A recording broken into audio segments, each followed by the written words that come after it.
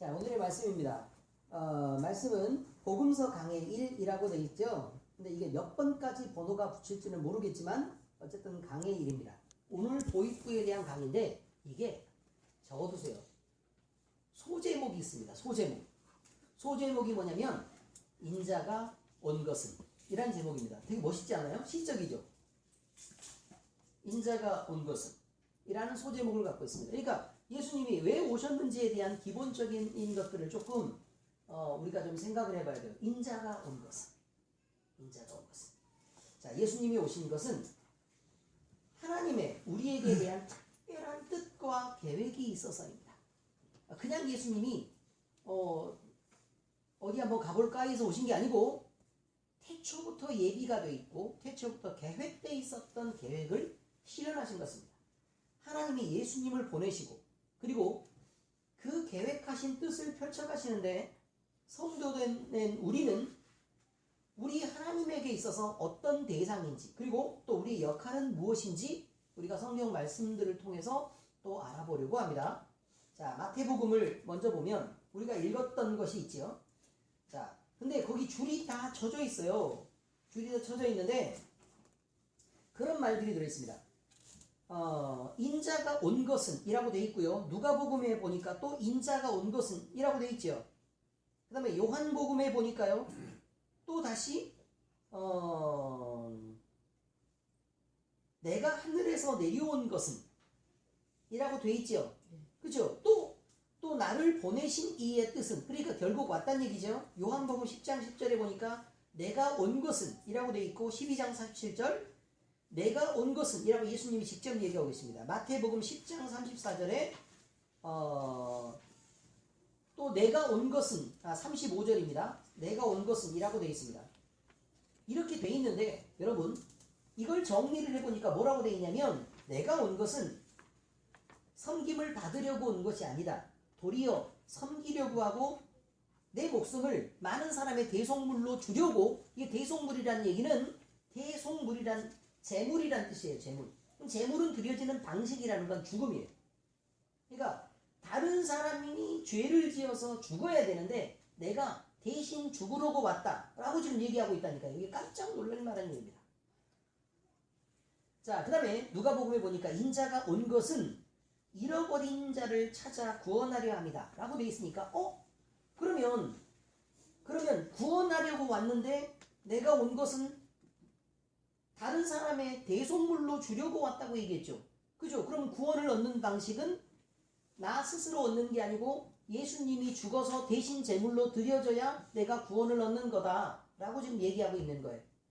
의미들을 아시겠죠? 자, 그 다음에 요한복음 6장 38절에 40절 말씀을 보니까 내가 하늘에서 내려온 것은 내 뜻을 행하려 함이 아니요 나를 보내신 이의 뜻을 행하려 합니다 라고 얘기했으니까 그러면 하나님의 예수님이 돌아가셔서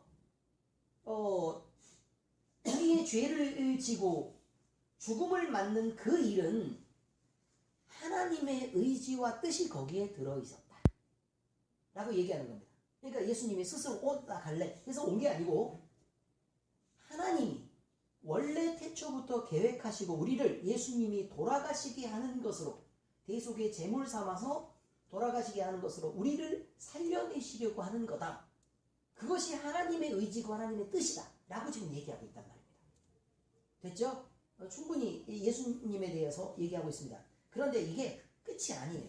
그 다음 보니까 요한복음 10장 10절에 보니까요. 도둑이 오는 것은 도둑질하고 죽이고 멸망시키려는 것뿐이요. 여기 대비시키고 있습니다. 내가 온 것은 양으로 생명을 얻게 하고 더 풍성히 얻게 하려는 것이다. 그러면 보세요. 여기에 도둑은 누구를 표현하고 있는 거냐면 사탄 마귀를 얘기하는 거예요. 사탄 마귀를 얘기하는 거죠. 그러니까 그러면 우리를 가만히 내비두면 어디에 속했다고요? 네, 사탄 마귀의 소유에 속한 것이라는 말이에요. 근데 사탄 마귀는 우리가 있는 그대로를 내비두는 게 아니고 자기를 소유 삼고 계속해서 도둑질하고 빼먹는다 그 말이에요. 우리는 한마디로 따라서 하세요. 앵벌이. 그거예요. 앵벌이를 당하고 있다 그 말이에요. 표현이 굉장히 잘 돼 있어요 지금. 웬만큼 독서량으로 이렇게 나오는 거 아닙니다.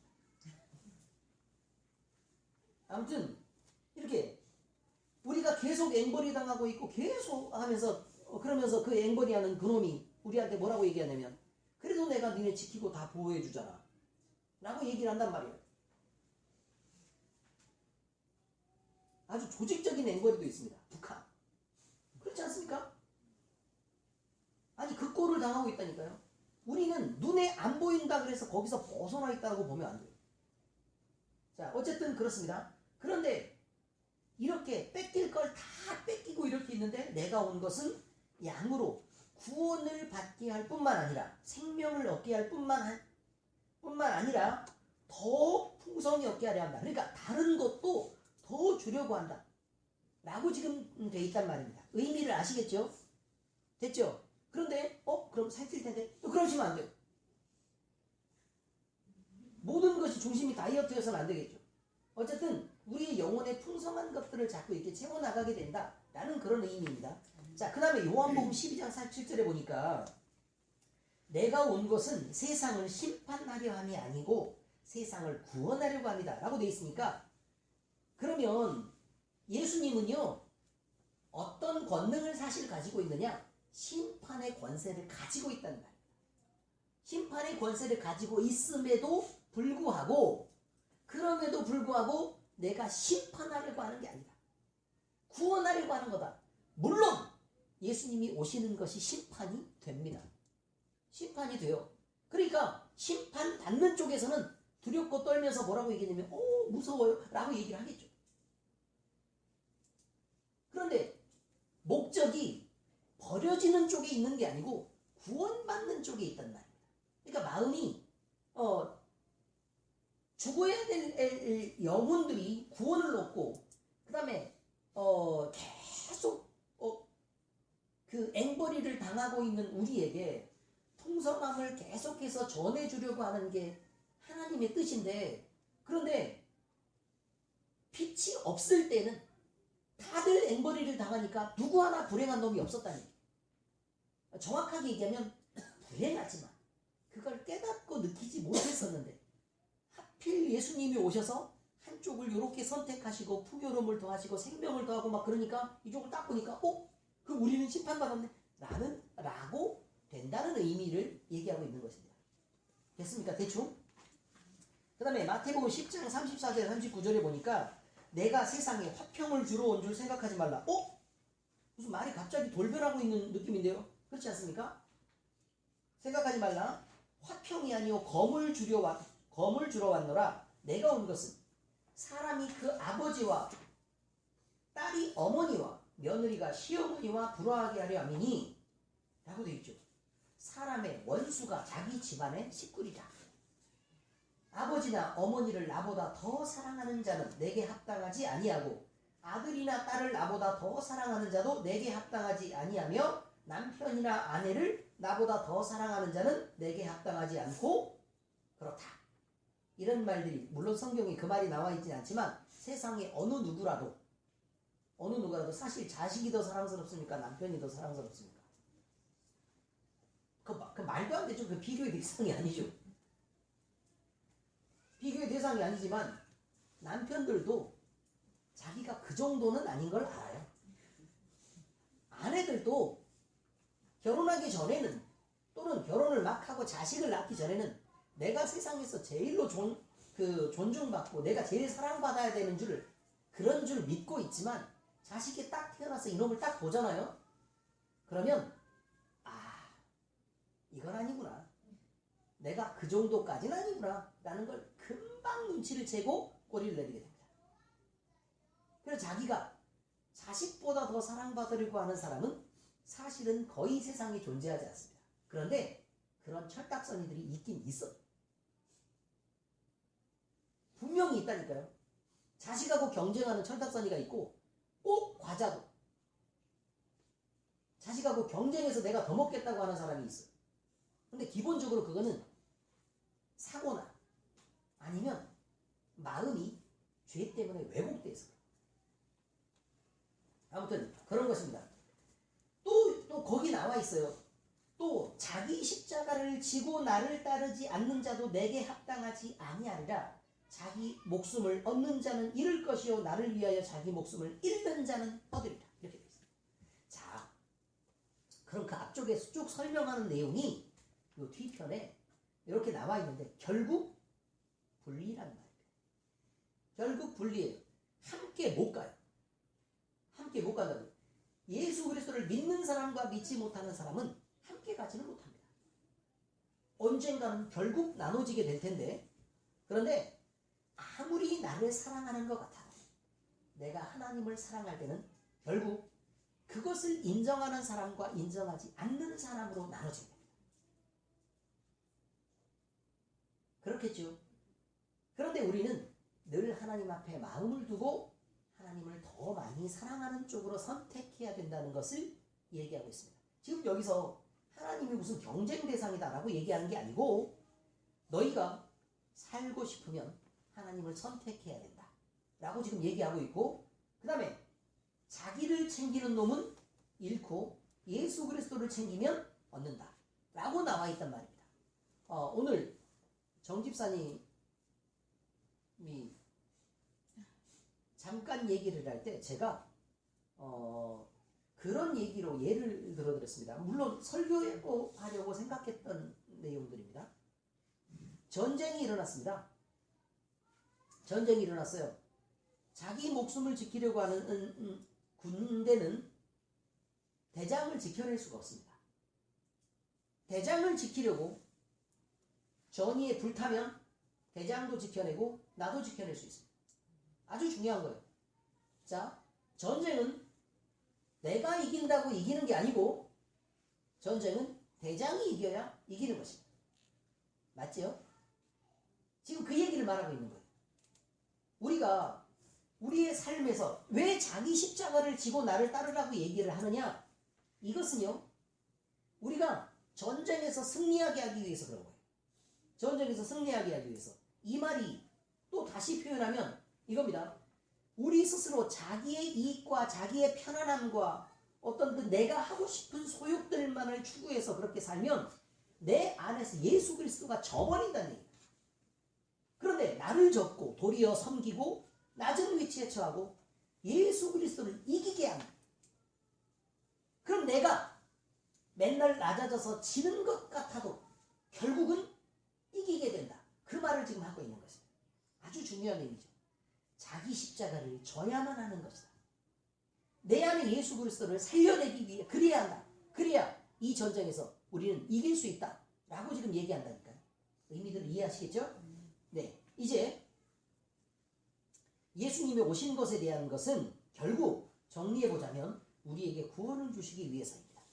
그런데 예수님이 오신 또 다른 이유는 불화하기 위해서랍니다. 그 이유는 구원받는 사람과 구원받지 못하는 사람이 결국 갈라지기 때문에 그렇습니다. 그래서 예수님은 내게 주신 자 중에 라는 표현을 쓰고 있고, 또 같은 집에 살아도 원수가 된다라는 표현을 쓰고 있는 것은 바로 이렇게 서로가 함께 가지 못한다, 결국은 나눠지게 된다라는 말을 표현하고 있는 것입니다. 이제 우리는 사복음서를 살펴봐야 될 것입니다. 너무 정리를 잘 해놨죠? 여러분이 읽고 이거를 바라볼 수 있는데, 사복음서는 각각의 다른 시각에서 같은 내용인 예수님의 행적을 기록한 책입니다. 자, 그러니까 무슨 말이냐면 물론 이게 마이크가 지금 이렇게 있단 말이에요. 마이크가 보이시죠? 마이크가 있는데 사람이 이쪽에서 보고 자동인가? 이렇게 생각을 할 거란 말이에요. 아니요, 수동이에요. 무슨 말인지 아시겠습니까? 이걸 보고 뭐라고 생각한다고요? 자동인가? 이렇게 보면 뭐라고요? 수동이라고요. 의미를 아시겠습니까?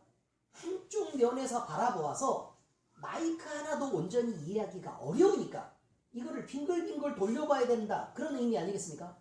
사복음서는 예수 그리스도가 우리가 이해하기에 그렇게 간단하지 않다는 얘기입니다. 우리가 이해하기에. 그러면 어떤 사람들은 복음서를 쭉 읽으면서 마태, 마가, 누가, 요한, 그런데 마태복음을 읽다가 다 읽었어요. 그래서 예수님이 이랬구나. 마가복음 읽었는데 또 한 명의 예수님이 또 태어나신. 이게 뭔 일이지? 예수가 몇 명이지? 그 다음에 또 누가복음 보니까 또 태어나요. 요한복음 보니까 막 하나님이 말씀됐다가 어쨌다가 막 정신이 없는데 또 예수님이 또 거기에 또 나와요. 또 여러분, 복음서는 예수님의 똑같은 생애에 대한 기록입니다. 똑같은 생애에 대한 기록인데 여러 가지 다른 시각에서 보는 거란 말이에요. 그래야만 예수님에 대해서 그래도 이해의 폭이 넓어질 테니까요. 그러고 나서도 우리는 온전히 다 알 수는 없습니다. 왜냐하면 뭐 거의 껍데기에서 보는 것이 하나님의 마음속에 우리가 들어가 보는 게 아니기 때문에 이 안에서 하나님이 표현하고자 하는 것들을 보고 듣고 또 가르침을 받고 그러면서 이해하고 또 이해의 수준이 점점 높아지고 그런단 말입니다. 이보영 집사님이 기도를 하실 때 우리의 믿음이 점점 자라야 된다. 이렇게 기도를 했죠. 네, 그 믿음이라는 게 무엇이냐? 믿음은 두 단계로 나눠진다고 제가 분명히 말씀드렸습니다. 믿음이 뭐죠? 믿음의 첫 번째 단계는 뭐예요? 뭐라고요? 1번 아는 것. 자, 믿음의 첫 번째 단계는 뭐예요? 아는 것이에요. 아는 것. 알지 못하면 믿지를 못합니다. 예수 그리스도를 믿긴 믿어야 되는데 우리가 난 자기를 믿어. 응? 알았지? 힘내. 이 말하고 다른 거예요. 이게 무슨 뜻이냐면 난 자기를 믿어 라고 얘기하는 그 말 속에는 어떤 의미가 들어있냐면 너는 질지도 몰라. 그러나 용기를 가져야 해. 라는 말이 들어있어. 너는 반드시 이긴다가 들어있는 게 아니란 말이에요. 힘을 주기 위해서, 용기를 북돋기 위해서, 치열업 시키기 위해서 그냥 그렇단 말이에요. 약한 줄 알아요. 그래서 믿는다는 얘기를 자꾸 하는 거예요. 진짜 믿으면 빨리 갔다 와 라고 얘기를 하겠죠. 그렇지 않습니까? 어떤 싸움이 딱 있단 말이에요. 그죠? 예를 들어 바둑에서 이세돌 지금 9단인가요? 그런데 초등학교에서 이제 막 배우기 시작하는 애가 뭐 축도 모르고 막 이렇게 바둑에 대한 기본 규칙도 모르는 애랑 이렇게 두면 당연히 이기겠죠. 우연히 이렇게 나서 초등학생이 이길 수 있어요? 그 말도 안 되죠. 그런데 만약에 집에서 아버지가 오늘 대국이 있어가지고 중요한 대국이라 오늘 미래의 꿈나무인 어린이들하고 대국이 있는데 제가 가서 꼭 이겨야 될 텐데요. 그러면 아버지가 이세돌 손을 붙잡고 난 널 믿어. 용기를 가져. 그러겠습니까? 그게 말이 됩니까 그게? 말이 안 되죠. 어떤 의미인지 아시겠죠 지금? 네. 똑같은 거예요. 내 마음에도 의심이 가니까 믿으라고 얘기하는 거란 말이에요. 그리고 이길 가능성이 거의 없어서 그냥 난 널 믿어 라고 얘기해주는 그런 믿음이 아니란 말이에요. 믿음이란 성경에서 말하는 믿음과 세상에서 얘기하는 믿음이라는 게 서로 다르기 때문에 같은 단어를 써도 다르기 때문에 자꾸 오해가 생겨서 지금 여기서는 믿음이 중요하거든요. 복음서에서. 결국 예수 그리스도를 믿어야 구원을 얻는 거니까 믿음이 엄청 중요한데 믿음에 대한 걸 정확하게 모르면 이상해지는 거예요. 자, 여러분 이것이 뭐죠? 마이크라니까요. 마이크인 걸 믿으십니까? 당연히 믿죠. 이런 거하고 똑같아요. 이게 마이크인 걸 믿는다 라는 말은 그거 마이크잖아. 그럼 마이크인 걸 아는 거예요. 이해가 되셨죠? 마이크인 걸 알면 이 첫 번째 단계 이거를 믿는 성경이 말하는 믿음이 그렇단 말이에요. 그 다음에 둘째 인정하는 것입니다. 남들이 그거 뭐야? 이거 마이크라 했는데 그럼 그거 맞아 라고 얘기하는 걸 믿음이라고 얘기한다니까요. 그런데 여기에 여러분이 99.99%의 신뢰를 갖고 0.001%의 불신을 갖고 있습니까? 그건 아니죠. 왜요? 이거 말도 안 돼요. 이거 당연히 마이크죠. 믿음이란 그런 의미라는 것을 여러분이 기억하셔야 합니다. 그러니까 예수 그리스도를 믿는다라는 말은 이게 들어있는 거예요. 당연히 예수 그리스도, 예수님이 구원자시지 라는 것을 아는 것과 그 다음에 그렇지. 우리를 당연히 예수님이 돌아가셔서 우리 대신 죄를 맡아주셨으니까 당연히 우리가 구원받는 거지 라는 것을 인정하는 것입니다. 왜 제가 이 얘기를 계속 드리느냐? 여러분이 나이가 드셔서 죽을 수 있잖아요. 물론 안 죽을 수도 있지만 중간에 예수님이 오시면 그렇죠. 뭐 그때가 언제인지 어떻게 알아요? 지금 때를 모르니까. 자 보세요. 여러분의 죽음의 순간에 여러분이 두렵고 떨릴 수 있습니다. 그렇지 않습니까? 죽음의 순간에 두렵고 떨릴 수 있어요. 물론 영혼이 막 이렇게 순간적으로 빠져나가고 이럴 때에는 하나님의 영광 중에 여러분들을 맞아주시는 걸 여러분의 눈으로 볼 수 있지만 그 전까지는 죽음을 만나고 계속해서 기다려야 되는 그런 시점에서는 두려울 수 있습니다. 그러면 여러분이 그렇게 의심을 하겠죠. 내가 진짜 믿는 사람인가? 내가 진짜 믿는 사람인가? 여러분, 그런 믿음이 아니라니까. 두려워하고 무서워도 괜찮습니다. 여러분 마음속에 예수님이 우리를 살리실 것을 알고 그것을 인정하기만 하면 반드시 여러분은 그 많은 두려움과 막 공포 속에 쌓여 있음에도 불구하고 반드시 천국입니다. 성경이 그렇게 얘기하고 있습니다. 그래서 믿는다는 것은 우리가 마음으로 신뢰한다라는 말과는 좀 다른 의미인 것을 기억하셔야 된다. 그 말이에요. 성경이 얘기하는 것은 그것이 여러분이 알고 인정하느냐 아니면 그 존재마저도 부인하고 그걸 마음에 두기 싫어하느냐 라는 부분이 믿는다와 믿지 않는다로 나눠지는 거란 말이에요. 엄청 중요한 얘기예요. 이게 두려워해도 된다고요? 안 된다고요? 된다고요. 괜찮습니다. 무서워해도 된다고요. 또한 우리가 그거 있습니다. 우리 마음속에 구원의 확신이 좀 이게 좀 극단적인 상황까지 얘기를 하는 거예요. 구원의 확신이 덜 들 수 있습니다. 구원의 확신이 덜 들 수 있어요. 그래서 내가 진짜 구원을 받았나? 이런 의심이 들 때가 있겠죠. 그렇지 않습니까? 아닌가요? 그런데 다시 질문을 던지는 거예요. 정확한 구원의 확신이 있고 없고를 떠나서 예수님이 분명히 계시는 걸 믿어.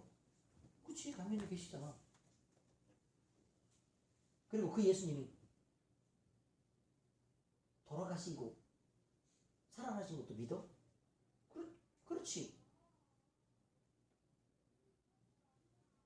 그 사실을 알고 있어. 그럼 알고 있지. 그리고 만약에 네가 네 죄를 그 예수님이 대신 지고 돌아가시는 것도 알아? 알지. 근데 왜 이렇게 나는 마음이 불안할까? 구원을 받았는지 안 받았는지. 그 불안함들은 여러분의 구원과 무관한 일이다. 아시겠습니까? 이상하죠. 그래서 믿음이란 의미를 잘 아느냐 못 아느냐가 사람은 누구나 마음이 막 조석변이어서 왔다 갔다 그냥 그렇게 합니다. 언제 막 성경 충만할 때는 내가 완전 하나님께서 나를 사랑하시고 나를 구원해 주신 그 감격 속에 살다가 또 시간이 또 잠깐 지나가지고 부부싸움 한참 하고 막 승질이 막 이렇게 나가지고 이렇게 있을 때는 도대체 내가 구원받는 게 맞는가? 나는 의심을 할 필요는 전혀 없다는 얘기를 말하고 있습니다. 이해를 하셨습니까? 이것이 성경입니다. 엄청 중요하죠. 지금 이 말. 엄청 중요한 거예요. 그러므로 여러분이 가진 본질적인 그 믿음은 예수 그리스도를 아는 데 근거해야 되기 때문에 문제가 생긴 것입니다. 왜냐하면 예수님을 알아야 되는데 그러면 감정적으로만 뜨거워서 막 성령 충만 할렐루야 하고 교회를 계속 다니는 사람들 중에 예수 그리스도에 대한 지식이 전혀 없는 거예요. 그래서 성경에 그 얘기가 나오는 거예요. 너희가 지식이 없음으로 멸망을 하는 거야. 아는 것과 인정하는 것이라고 얘기를 하는데 알아야 인정을 하죠. 누구를 믿는 거냐 그 말이에요. 도대체 어떤 분을 알고 어떤 분을 인정하느냐 라는 게 너무 중요한 거라. 그래서 여러분이 예수 그리스도를 아는 게 중요하기 때문에 사복음서를 길게 가겠다는 얘기를 말합니다.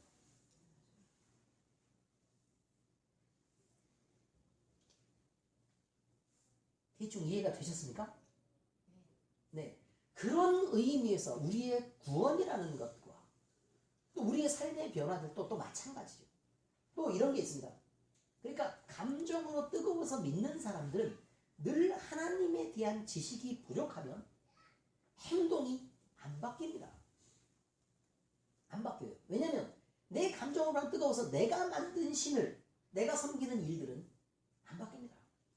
그런데요, 하나님이 내가 만든 신이 아니고 원래 계신 분이고 그분 앞에서 우리가 하나님에 대한 본질적인 지식과 인정함이 있을 때 우리가 마음대로 처신이 잘 안 됩니다. 되고 안 되고의 문제가 걸려 있는 거예요. 교회에서 경건한 척하고, 교회에서 어른 노릇하고, 교회에서 권사다, 장로다, 뭐 안수집사다, 때로는 전도사다, 또는 목사다.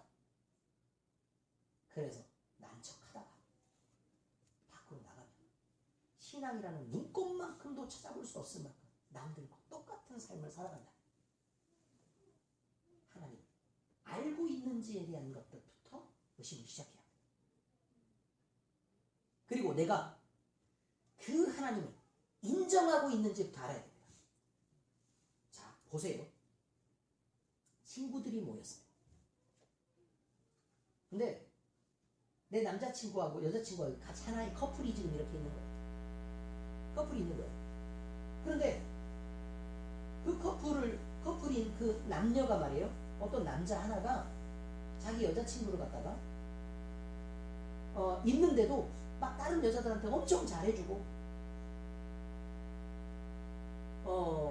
도대체 얘를 신경을 쓰지 않고 막 그렇게 자유롭게 막 이렇게 행동을 하는 거예요.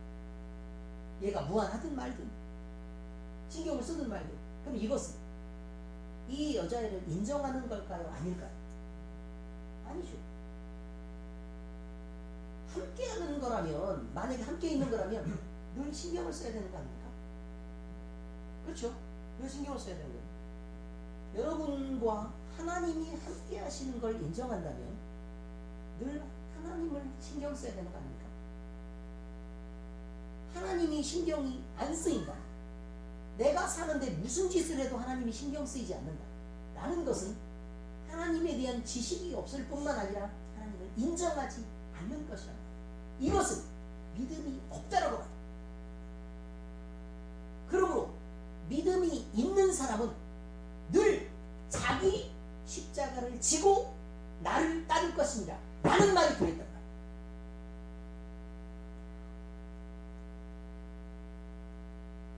그 인정함이 있는 사람들이 그렇다. 여러분의 예배가 여러분의 삶으로 번져나가지 못하는 그것은 하나님을 아는 것과 하나님을 인정하는 것에서 사실인가 아닌가에 대한 의심을 품게 합니다. 왜 그것이 자기 십자가예요? 이것입니다. 단지 우리가 감정적으로 믿는 것에 대한 얘기가 온 인격적으로 하나님의 존재에 대한 인식을 말합니다. 우리의 믿음은 감정의 믿음이 아니고 하나님의 존재에 대한 실제적인 인식에 대한 얘기라니까요. 그러므로 우리가 하나님을 아는 것과 인정하는 것은 하나님의 실제적인 존재에 대한 인식을 하고 있느냐라고. 그리고 그분이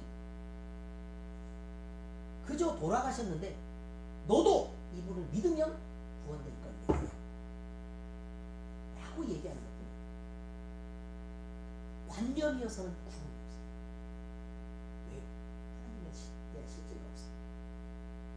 그걸 말하고 있는 게 아니라, 그러니까 우리나라 말로 믿음이라고 표현되는 것과 원어적 의미에서 믿음이라고 해서 제안하고 있는 것에 대한 차이를 분명히 알아야 합니다. 그것이 우리의 구원과 매우 민감하기 때문에 그렇습니다. 믿어야, 예수 그리스도를 믿으면 너희가 구원을 얻는 데잖아요. 믿어야죠. 사복음서는 전에도 말씀드렸지만 마태, 마가, 누가, 요한복음이 있습니다. 마태복음은 왕으로 오신 예수 그리스도, 마가복음은 종으로 섬기러 오신 예수 그리스도, 누가복음은 인간으로 와서 우리의 어려움과 괴로움들을 체휼하신 예수 그리스도.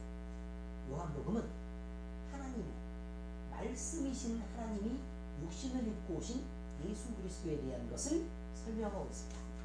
자, 그러면 세 개의 복음인 마태, 마가, 누가복음은 사람으로 오셨는데 이분은 하나님과 화평하기 위해서 오신 분이다 라고 얘기하는 게 세 복음이어서 보는 시각이 같습니다. 그래서 이 세 개의 복음을 공관복음이라고 얘기합니다. 공관이란 말은 공통적인 시각을 갖고 바라본 거다 라고 얘기하고 있습니다. 그 다음에 요한복음은 하나님의 입장에서, 예수 그리스도가 하나님이시라는 입장에서 써내려가고 있는 거니까 그리스도의 신성에 대한 강조들이 들어있습니다. 역시 이 부분은 요한복음은 읽어보시면 금방 여러분이 차이를 느끼게 됩니다. 스토리 중심이 아니라는 걸 여러분들이 금방 알게 되죠. 그리고 사복음서 중 족보가 등장하는 데가 두 군데가 있습니다. 두 군데. 왜냐하면 왕은 족보가 있어야 되죠. 그 다음에 사람도 족보가 있어야 되죠. 종은요? 종은 성도 없고 원래 족보도 없는 거잖아요. 돌쇠. 그렇게 되는 거예요. 김돌쇠냐 아니면 돌쇠라고 얘기하는 거야. 종은. 그 다음에 하나님이 무슨 족보가 있습니까? 그죠? 그래서 종으로 올 때와 하나님인 경우는 족보가 없다. 그 다음에 사복음서는요, 인간이신 예수 그리스도에 대한 부분을 쭉 설명을 해 나갈 때에는 갈릴리 지역을 중심으로 예수님의 활동하는 것들을 중심으로 복음서가 기록이 되고 있지만, 요한복음은요 예루살렘을 중심으로 기록이 되고 있습니다. 이유가 뭘까요? 예루살렘은 성전이잖아요. 하나님이 어디에 머무셔야 되죠?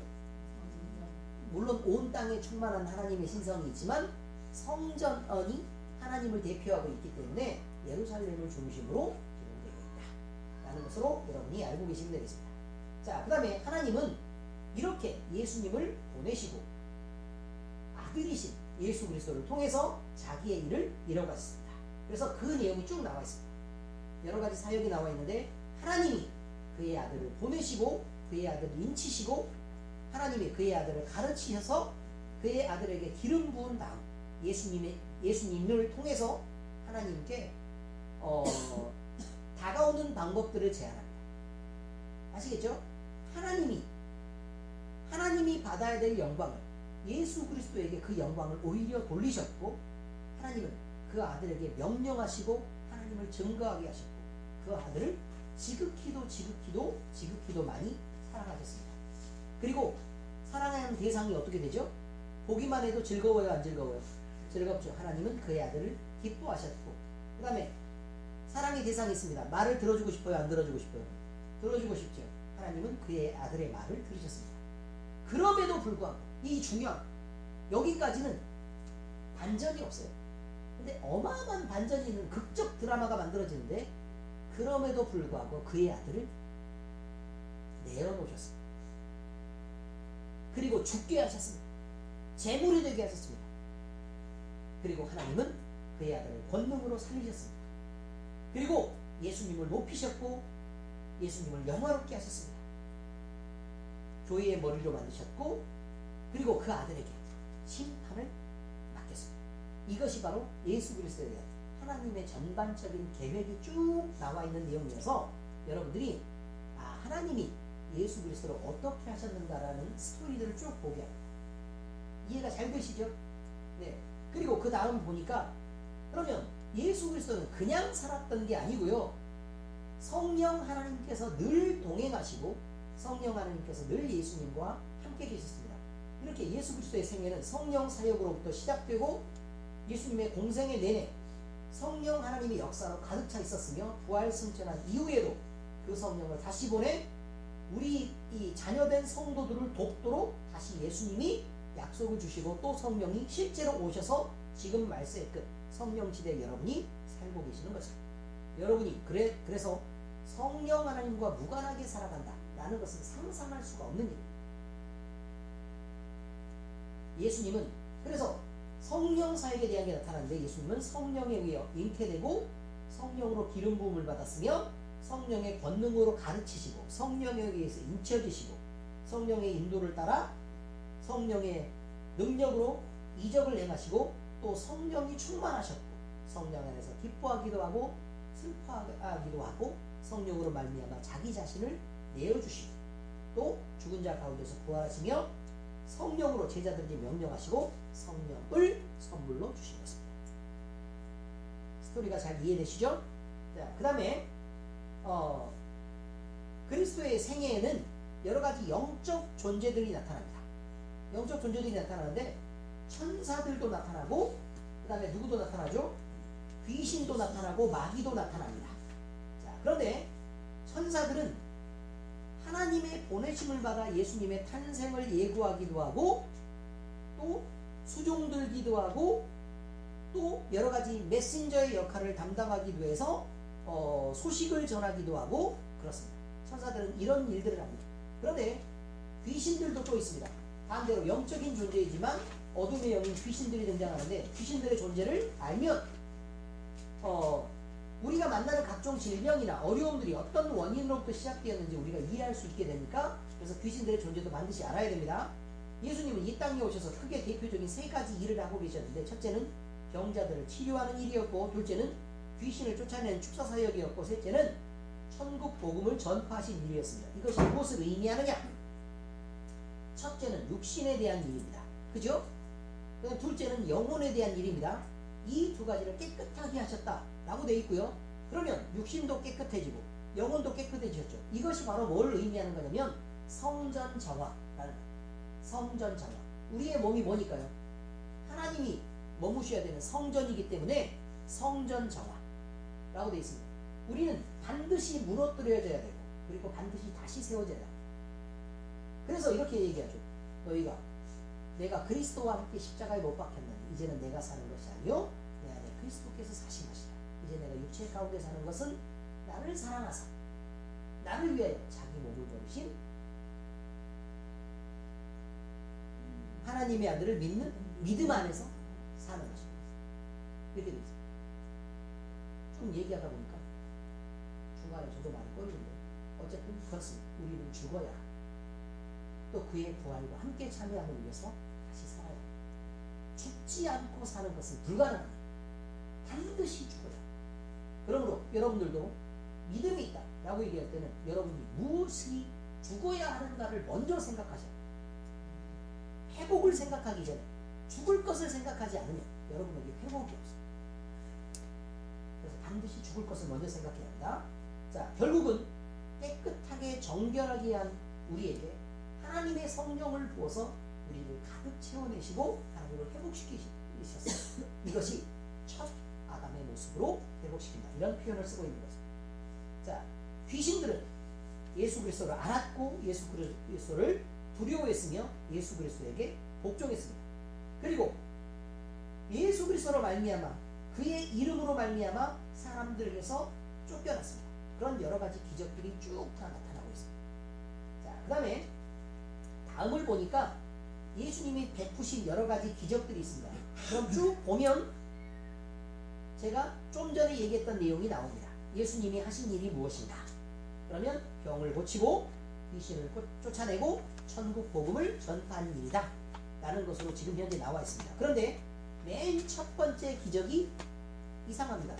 물로 포도주를 만드는 기적입니다. 그렇지 않습니까?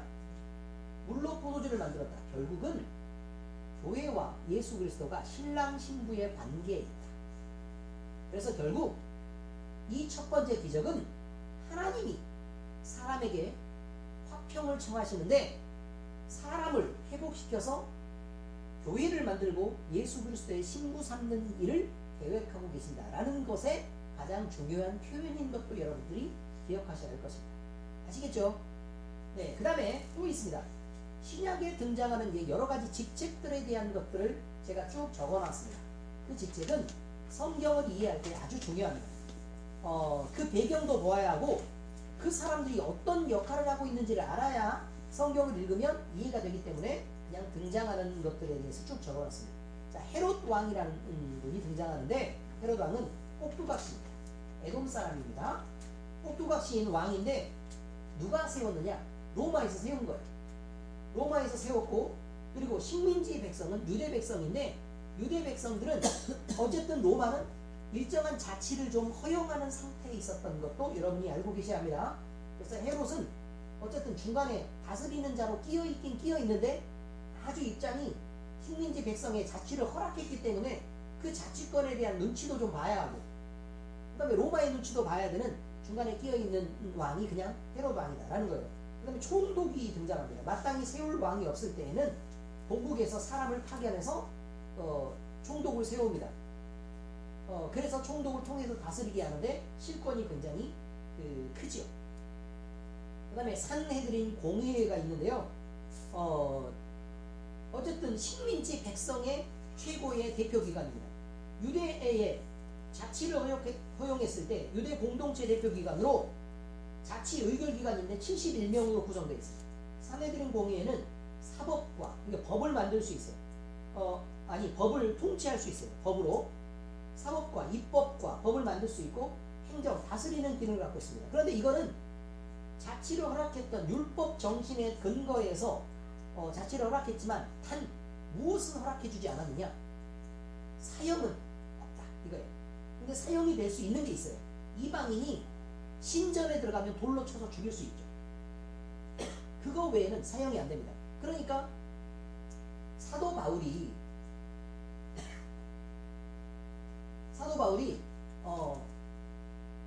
사형을 시켜야 된다라고 계속해서 주장만 하지 죽이지를 못했던 것들도 그것입니다. 사형을 허락해주지 않아서. 의미들 아시겠죠?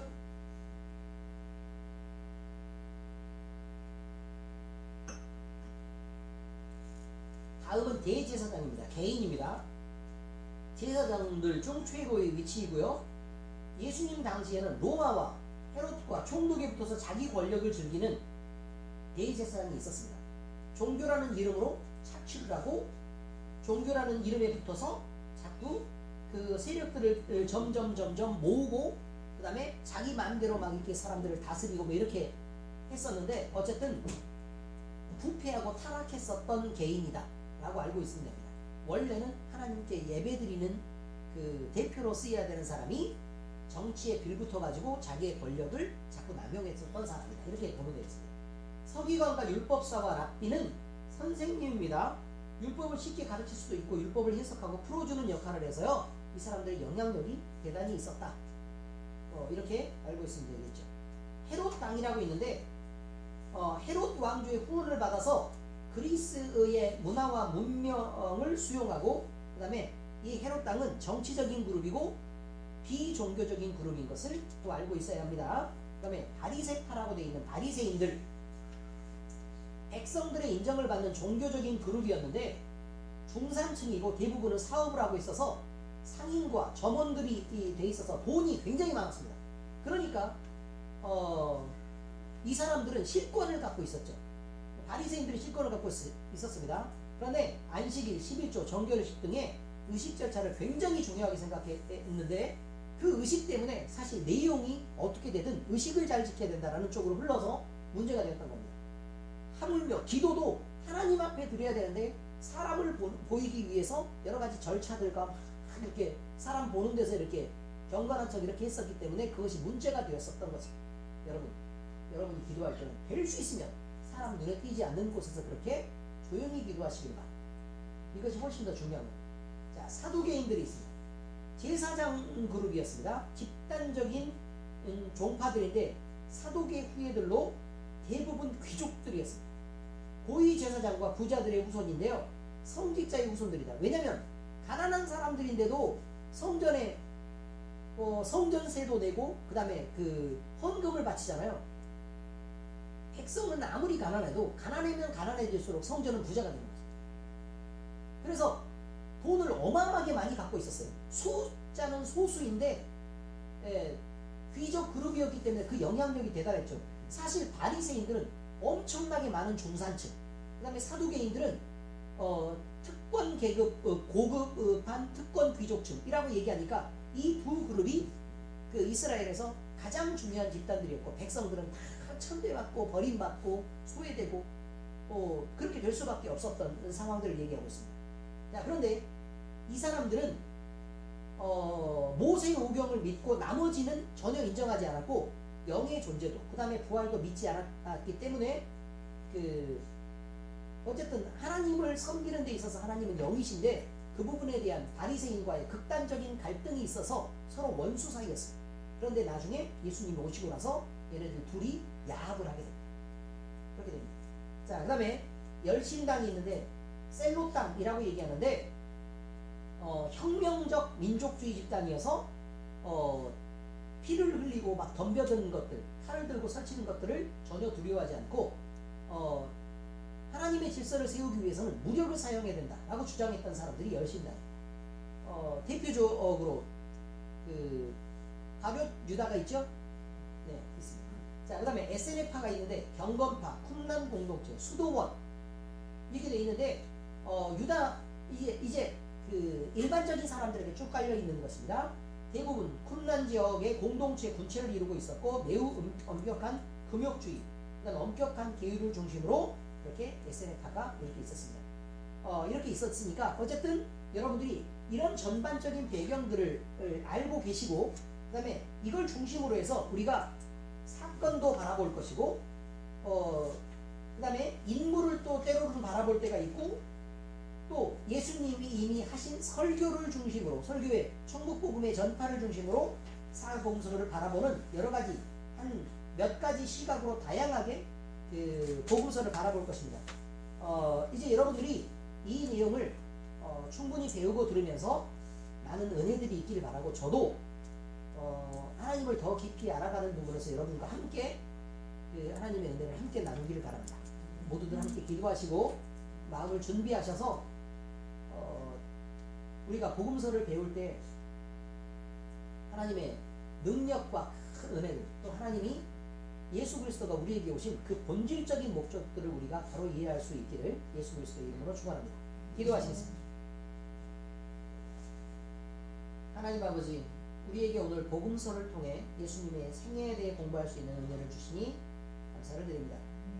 우리가 하나님의 사랑을 받고 하나님의 계획하신 속에서 구원받은 자녀가 되게 하시니 더한 감사를 올려드립니다. 우리가 마땅히 하나님의 사랑받은 자녀이며 거룩한 주님의 교회요 하나님이 기뻐 받으시는 성도로 불러주신 은혜를 받은 자들인데 이렇게 구별된 자로서 당당하게 서서 우리가 선 자리에서 합당한 믿음, 합당한 행실로 거룩하게 살게 하시고 하나님과 사람들 앞에서 우리의 행실들을 통해 하나님의 이름이 영광이 되게 하시옵소서. 우리의 평생에 성령 충만을 주시고 주의 일에 열심을 다하게 하시며 진리의 복음 위에 서서 충성하는 삶을 살도록 우리를 도우시고 이끌어 주시옵소서. 또한 말씀 안에 충만하게 하옵소서. 우리를 사랑하시고 구원하여 주신 우리 주님 예수 그리스도의 이름으로 기도합니다. 아멘.